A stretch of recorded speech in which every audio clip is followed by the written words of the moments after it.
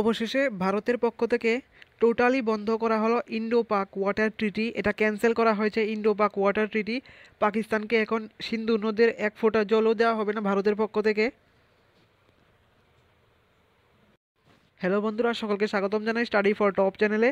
তো আজকের এই ভিডিওতে আমরা ইন্ডো পাক ওয়াটার ট্রিটি নিয়ে ডিসকাশন করব, যে ভারতের পক্ষ থেকে টোটালি বন্ধ করা হয়েছে ইন্ডো পাক ওয়াটার ট্রিটি।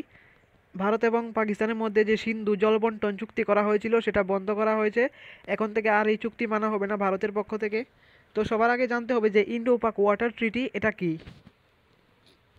তো দেখো, 1947 সালে দেশ বিভাগের পর থেকেই সিন্ধু নদীর জল বন্টনকে কেন্দ্র করে অনেকবার কি বলবো অনেক যুদ্ধ হয়েছে, ছোটোখাটো যুদ্ধ হয়েছে, সামরিক সংঘাত দেখা গেছে ভারত এবং পাকিস্তানের মধ্যে সিন্ধু নদীর জলকে কেন্দ্র করে।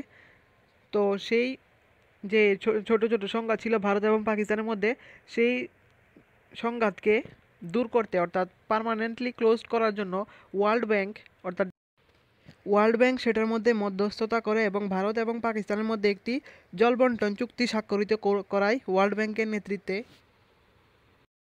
তৎকালীন ভারত সরকার এবং পাকিস্তান সরকারের মধ্যে স্বাক্ষরিত হয় সিন্ধু ওয়াটার ট্রিটি, অর্থাৎ সিন্ধু জল বন্টন চুক্তি স্বাক্ষরিত হয়।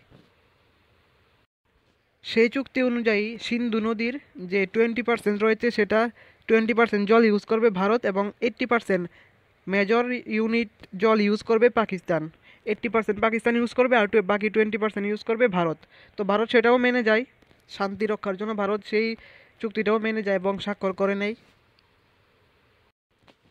এই চুক্তিটা স্বাক্ষরিত করার পর আমাদের তৎকালীন ভারতের প্রধানমন্ত্রী জওহরলাল নেহরু তিনি লোকসভায় বলেছিলেন, it was not just a settlement, we bought peace for the two nations. অর্থাৎ এটা একটা সেটেলমেন্ট না, দুইটা দেশের জন্যই আমরা শান্তি স্বাক্ষরিত করেছি এই চুক্তিটার মাধ্যমে। একটা ঐতিহাসিক চুক্তি এটা। তৎকালীন মার্কিন রাষ্ট্রবিদ বলেছিলেন, this treaty is like a shining star in this depressing world. এবং আরেকজন বুদ্ধিজীবী বলেছিলেন, armies can not destroy its enemy with bombs and weapons as much as India can destroy Pakistan by permanently shutting Indus Water Treaty। অর্থাৎ আর্মিরাও এত একটা ক্ষতি করতে পারবে না যতটা ক্ষতি করতে পারবে Bharat Indus water treaty shutdown অর্থাৎ ক্যান্সেল করে। তো বর্তমানে এখন এটাই হচ্ছে, ভারতের থেকে পার্মানেন্টলি শাটডাউন করা হয়েছে ইন্দাস ওয়াটার ট্রিটি। এখন সেই সব জল ভারতের কৃষকরাই পাবে।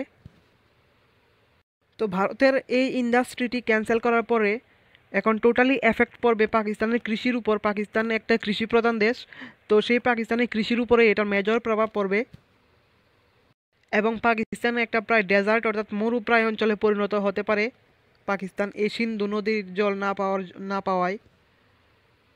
মোর দেন 70% of Pakistan's people will stop getting water. অর্থাৎ 75%-এরও বেশি মানুষ জল পাবে না, এই সিন্ধু নদীর জল পাবে না।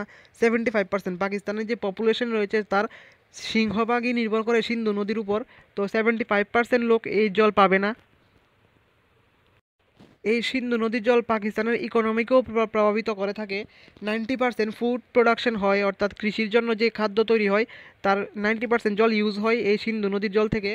আর 25% এটা জিডিপির মধ্যেও অংশগ্রহণ রয়েছে, যে জিডিপি সেই জিডিপির মধ্যেও 25% অংশীদারিত্ব রয়েছে সিন্ধু নদের।